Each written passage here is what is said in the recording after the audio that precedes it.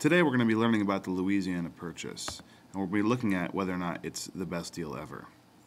Let's set the stage here. First of all, we already learned about Pinckney's treaty with Spain. This treaty was necessary because Spain controlled the Mississippi River, which the western settlers in the United States needed in order to trade and really be able to live out west.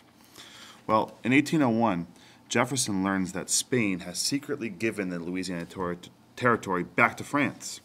This means that the Pinckney Treaty would no longer be valid once France takes control, which will be in 1803.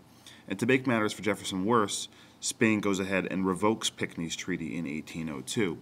So this situation makes Western settlement very uneasy for the United States.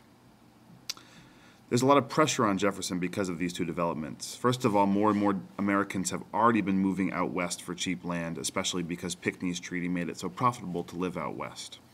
Suspension of Pinckney's treaty in 1802, when American settlers learn about it, they are outraged and they want to go to war with Spain. They don't yet know that France will control it soon anyway. What will happen when Western settlers actually find out that France is taking over? If a simple revoking of a treaty is going to cause outrage and possible war, well, certainly changing ownership of the territory that these Westerners depend on so deeply is going to cause more than just outrage. There could be a full-scale revolution or maybe even a war with Spain or with France.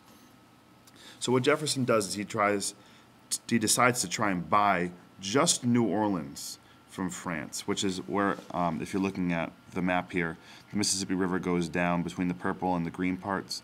So Jefferson just wants to buy the section of the land that I'm circling with my mouse cursor here, just the area where the Mississippi River meets the ocean. He's hoping that if he can buy just this part from France, then the United States will be able to control trade on the river.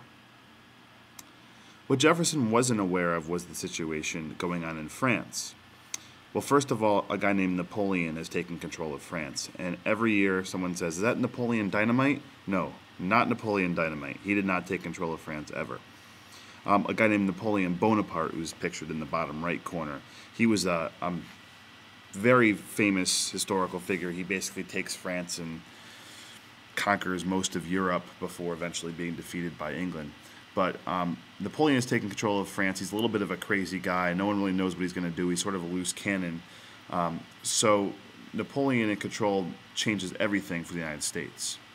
Again, France is going to go to war with England. The war seems likely it eventually does happen. And Napoleon is going to need money to fight against the English. Another major thing that happened is that France lost control of Haiti.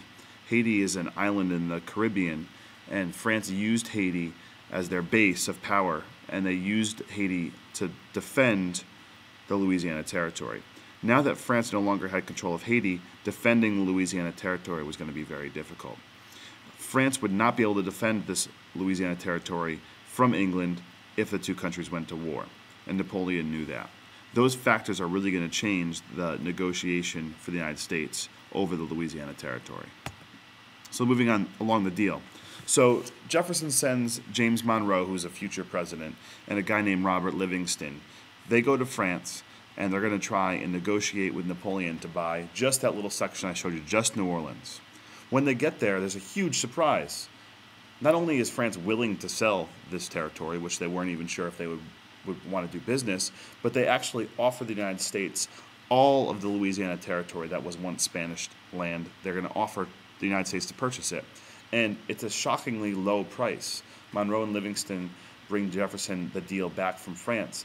And Napoleon is willing to get rid of the entire Louisiana territory for only $15 million, which sounds like a lot, but for that much land, it's really, really not that much money at all. Even back then, it wasn't that much. Today, it certainly would be almost nothing. Not everything is perfect, however. Jefferson does have one dilemma. The Louisiana Purchase increases the power of the federal government. The Constitution also doesn't say anywhere that the government can buy land from another country. If he actually signed the Louisiana Purchase, would he be going against his Democratic Republican beliefs? Republicans were strict constructionists. They believed they should only do what the Constitution said. And even more than that, they didn't want the government to have a lot of power. The Louisiana Purchase would do both of those things. So Jefferson, even though he was ecstatic about this deal, he was a little bit conflicted because he didn't want to go against his own beliefs. In the end, however, Jefferson decided to purchase the Louisiana Territory, even though it went against his beliefs. He used a lame excuse. He basically said it's kind of like a treaty, which the government could do. That's such a federalist thing to do. He definitely changed his mind. The U.S. virtually doubles in size once he signs that treaty, and trade routes are open in the West. No longer do Westerners need to worry about the Mississippi River and who's in control of it and who's going to let them use it. More and more people move out west. And most importantly, this deal is going to allow the United States to expand and eventually develop into one of the most powerful countries in the world. Without this purchase, the United States would have never become the superpower that it became in the 1900s, because they wouldn't have just had enough people and enough resources in the country that existed prior to the Louisiana Purchase. And to finish this, let's look at a map here real quick. Here's the current continental United States, and you can see the Louisiana Purchase there is outlined in that darker brown color. And you can see you could probably fit about 3 Louisiana Purchases into the United States. So you think about purchasing 1/3 of the country for only $15 million, especially a part of the country when you're talking about the Mississippi River and New Orleans, which is so important to the economy. This deal is one of the best deals that probably ever happened in history.